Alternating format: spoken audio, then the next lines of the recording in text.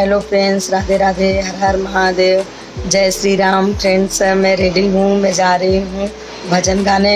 अगले साल जो है 22 जनवरी को अयोध्या में श्री राम जी का प्राण प्रतिष्ठा हुआ था जो है, उसी शुभ अवसर पर इस साल भी हमारे कुछ फ्रेंड लोग भगवान को श्री राम को चाहने वाले भजन रखे हैं और हम लोग को निमंत्रण दिए हैं। वहाँ पे हम लोग जा रहे हैं भजन गाने।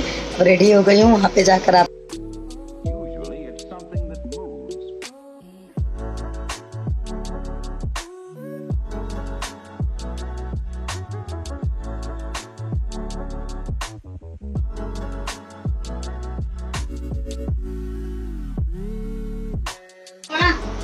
देखिए फ्रेंड्स, जहाँ पे हम लोग भजन गाने आए हैं वहाँ पे पहुँच गए हैं। उस जगह पे जो है तैयारी हो रही है भजन गाने की।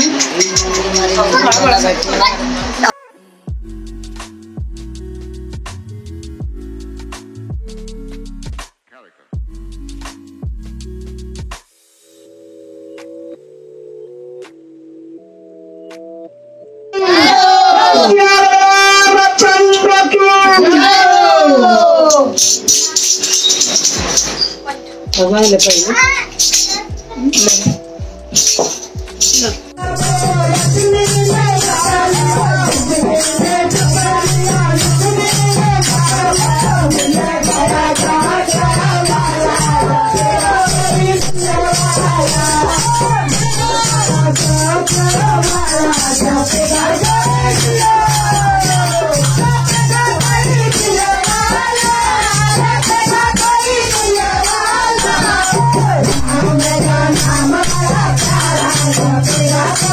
I'm